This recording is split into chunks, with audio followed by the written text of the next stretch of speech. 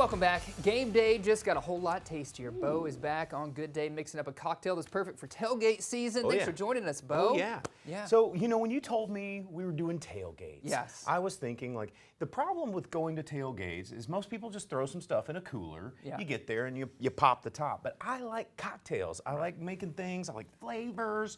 But when you're out on the go or you're in the back of a truck, yeah, you don't have all the tools that you need. So I thought we would make something that you can make in a big bottle in advance, and you can take that with you on the go, and then just pop the top and pour it over ice. So it doesn't have to be made right there? It doesn't have to be made right there. It's only a handful of simple ingredients. It follows the same theory of the classic highball formula, right? So a highball is really just a spirit, sometimes a sweetener, and then some sparkling water, right? But instead of a lot of sparkling water, we're going to use coconut water. Fancy. To give ourselves a little bit...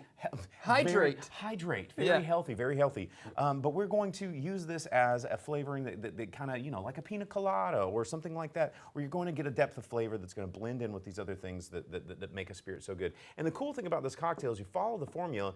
You know, if you're like, I don't like gin or I don't like rum or cachaça, just give me some vodka. You can just alter it up to make it what you like. Alter your spirit, okay. I know that you like cachaça. I do, so yes. we're going to do cachaça for you, Jason. Okay, great. And we're, you know, usually with most highballs or any cocktail, you want to do about 1 ounce to 1.5 ounces.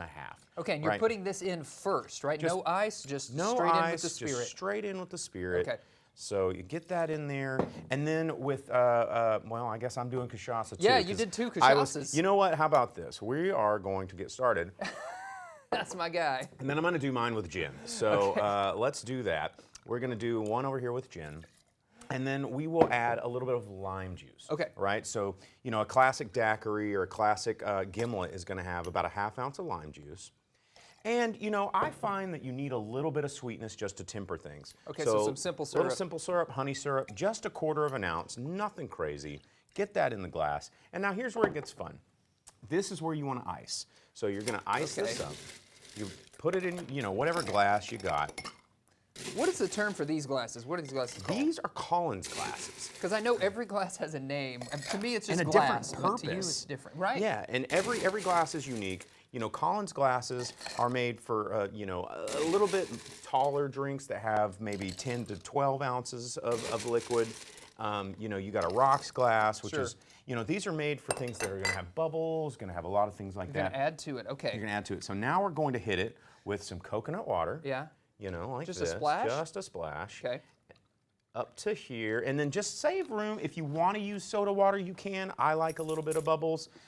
I like buying pre-made soda water because it's nice, it's extra effervescent. A little effervescence. Yeah. Yes. Top that off right there, and if you have a bar spoon or a straw, just to incorporate like that. And then you got something that's like nice, it's refreshing. You can garnish. Your garnish? Yeah. You can get a little dehydrated lime or lemon or something like that right there. And like I said, if you're using vodka, I would change my citrus to lemon juice.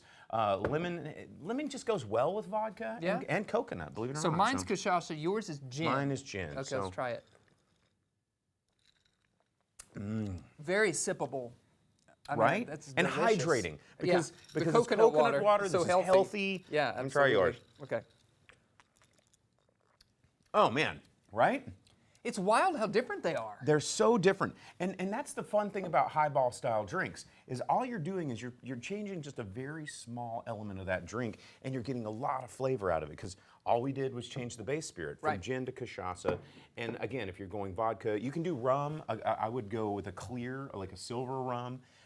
You know, something aged would be really, really nice, but you know, it's going to change the color of the drink and the complexity of it. Let's say you're making this at home before the tailgate. Do you ice it then, or do you wait? What I would do is I would just follow that same build, say 1.5 ounces, and then a half ounce of citrus and 1/4 ounce of lime, and you just get out a calculator and you scale it up. Say you've got a liter bottle, you know, it's easy to work in milliliters when you're doing much liquids, easier, absolutely, because then everything's divisible by 10.